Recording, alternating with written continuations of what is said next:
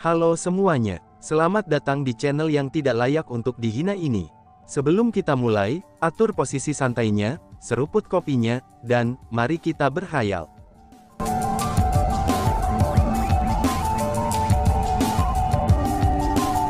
Melanjutkan cerita sebelumnya, cemoohan Dongfang Zexuan sudah jelas membuat marah Lin Yezu. Lin Yezu mendengus dingin, dan kemudian mulai menggerakkan tangannya untuk dengan cepat membentuk segel tangan. Saat dia membentuk segel tangannya, kekuatan spiritual yang melayang di sekitarnya menjadi semakin murni. Pada akhirnya, itu benar-benar terkondensasi menjadi tombak emas yang muncul di ruang kosong di atasnya. Tombak itu panjangnya 10 meter, dan ketebalannya juga sangat tebal. Tampaknya, tombak itu bisa menembus segalanya.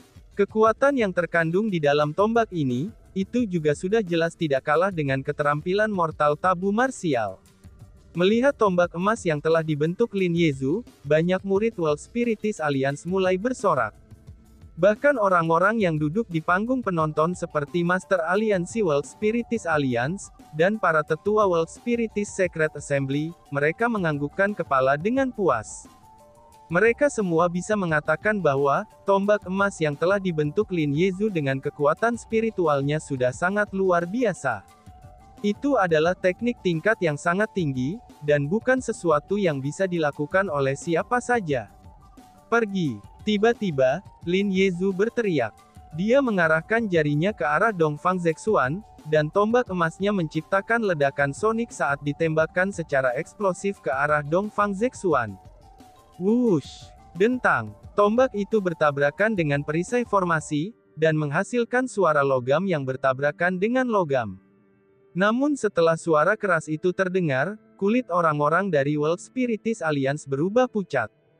Mereka semua bahkan tertegun. Itu karena pada saat ini, perisai di depan Dongfang Zexuan masih belum rusak. Namun sayangnya, tombak emas Lin Yezu telah pecah menjadi beberapa bagian dan jatuh ke tanah. Oh surga, teknik formasi spiritual Dongfang Zexuan sebenarnya sekuat ini. Seru kerumunan.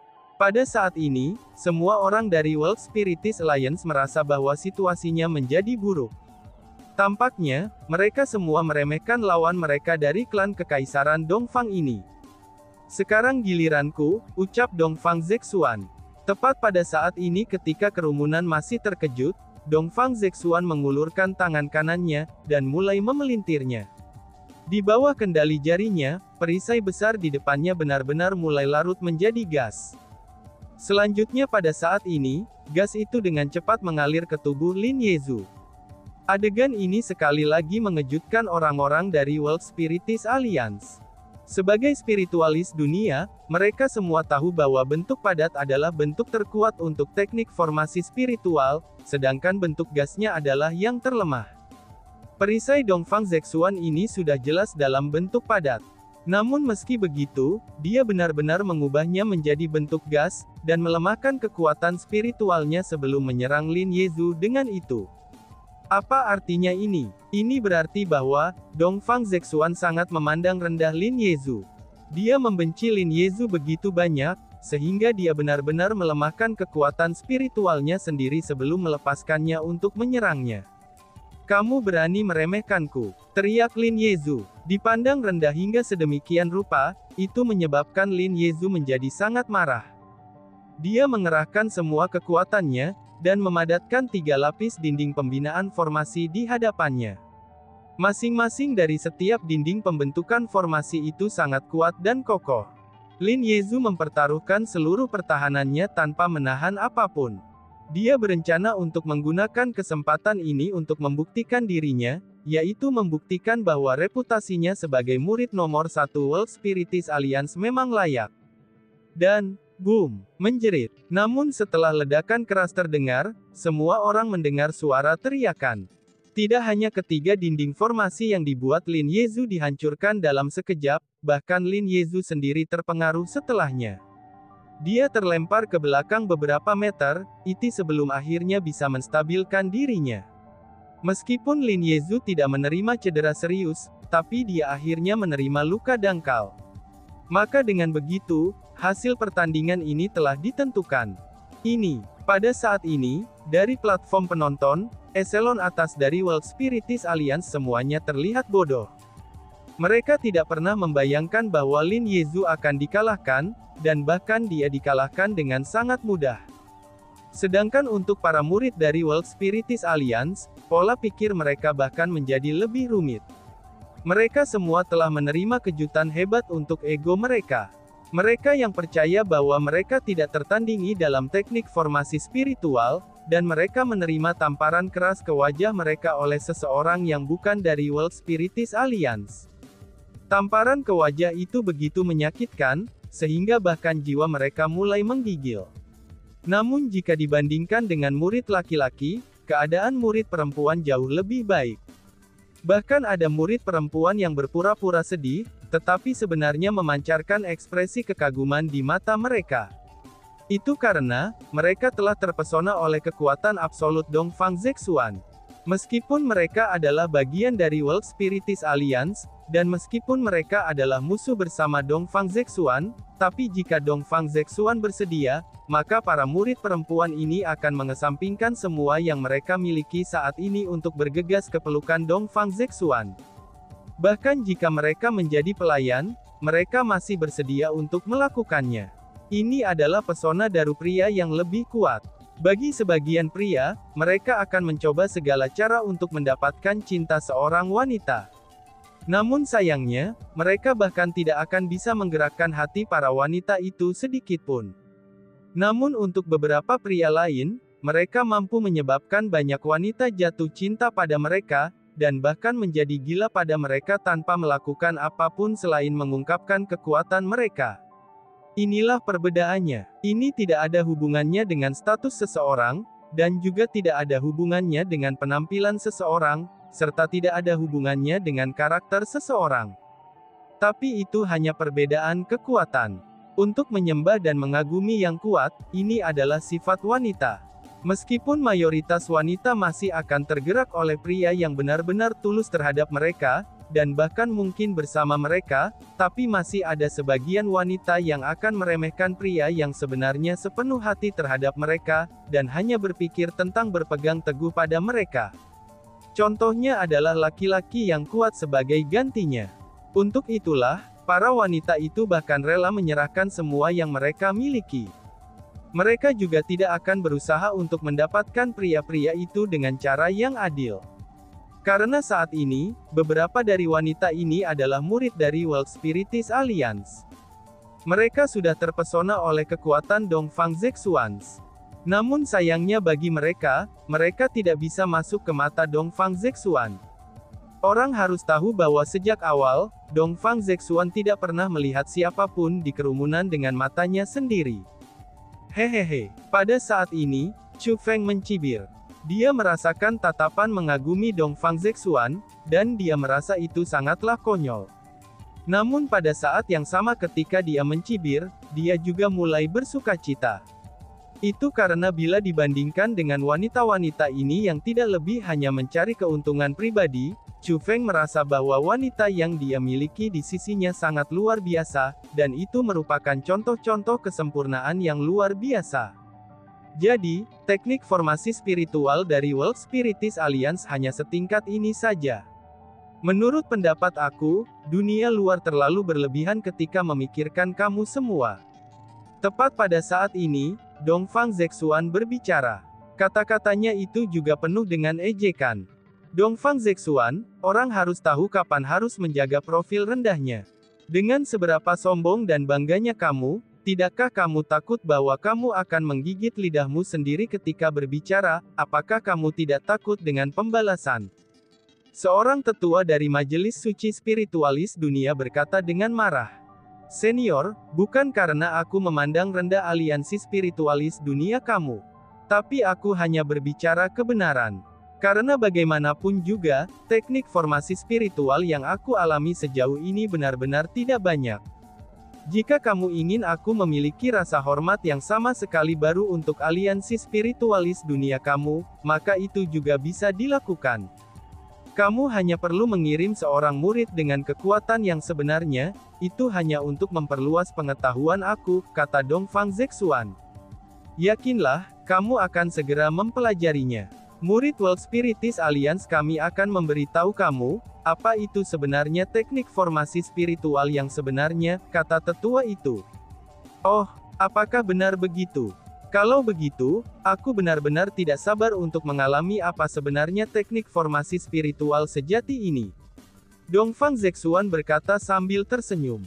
Dihadapkan dengan kesombongan yang ditampilkan Dongfang Zexuan, eselon atas dari World Spiritis Alliance yang berada platform penonton, semuanya mulai mengerutkan kening mereka.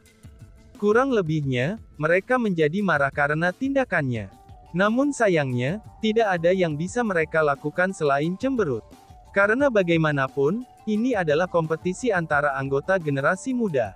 Selain mengirim murid-murid yang kuat, maka satu-satunya hal lain yang bisa mereka lakukan adalah menonton pertunjukan. Miao Renlong, mengapa gadis Lil Mei itu belum ada di sini?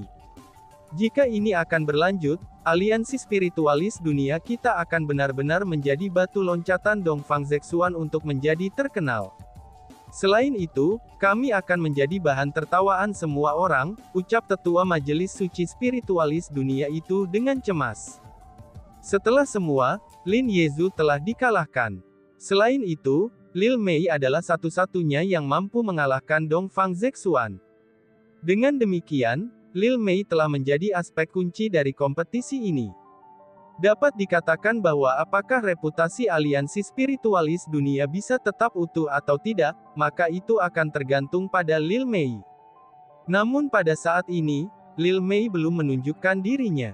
Secara alami, dia akan menjadi khawatir. Biarkan aku pergi memeriksanya, ucap Miao Renlong. Saat Miao Renlong berbicara, tubuhnya bergeser.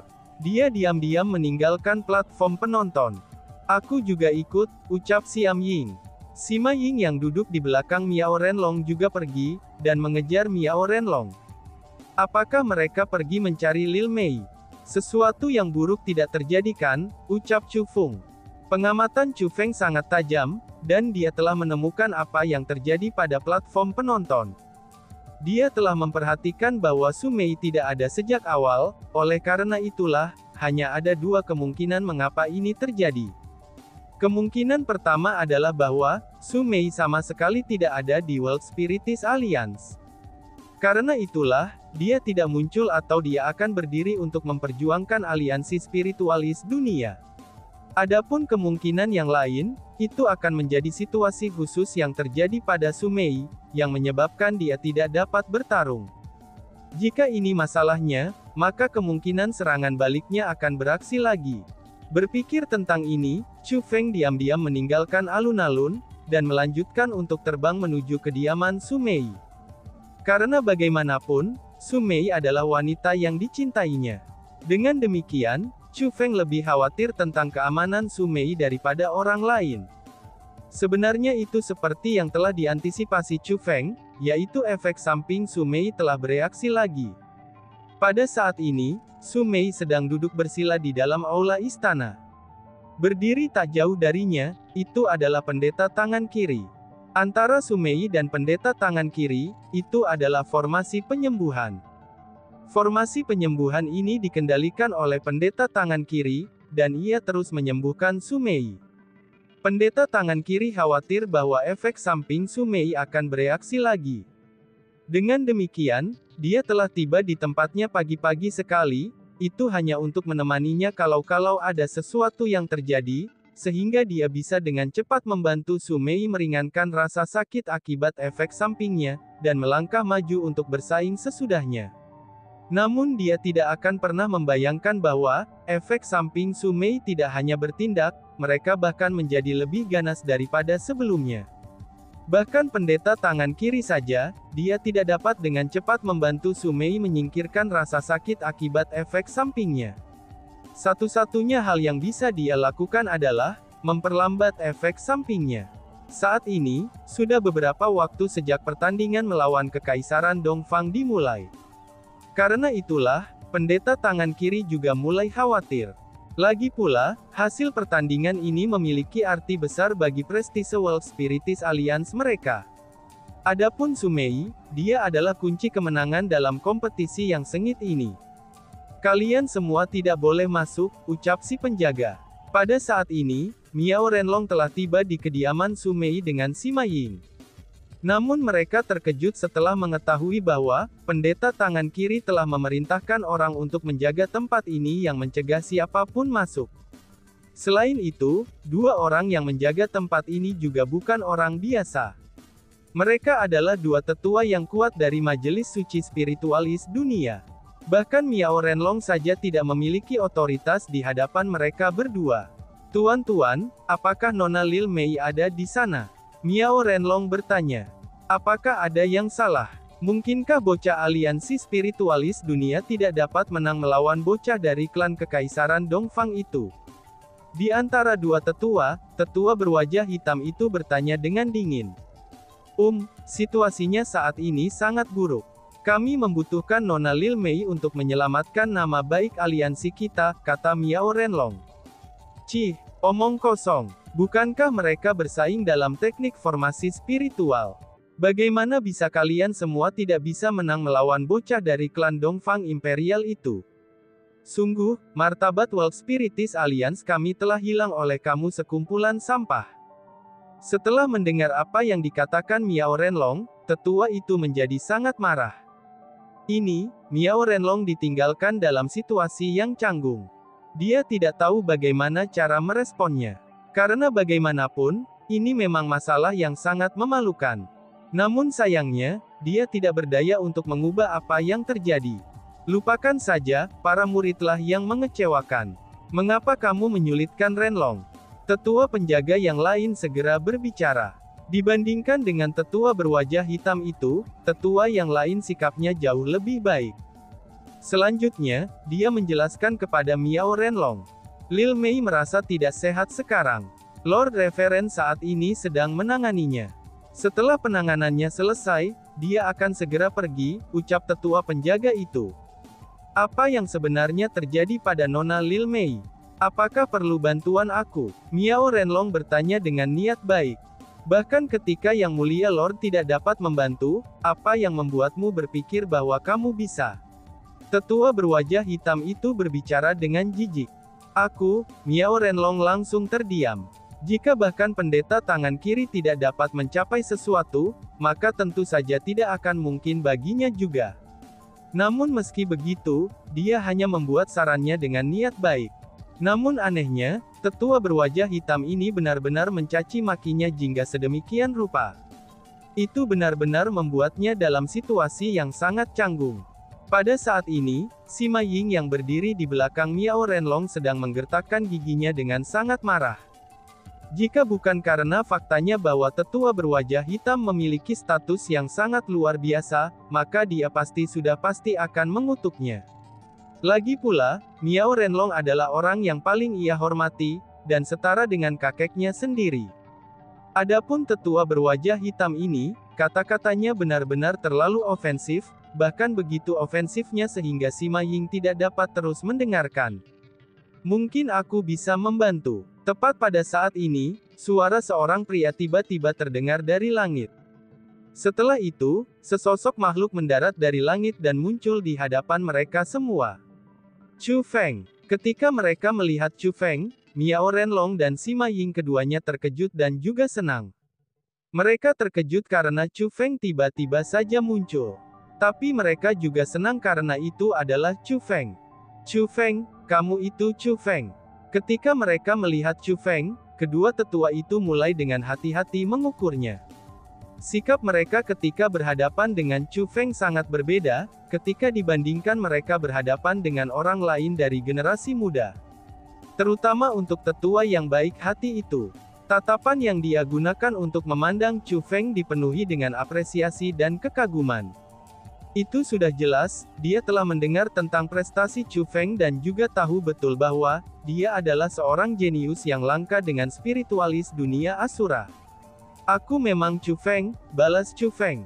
Chu Feng telah mendengar bagaimana tetua berwajah hitam telah membuat hal-hal sulit bagi Miao Renlong sebelumnya.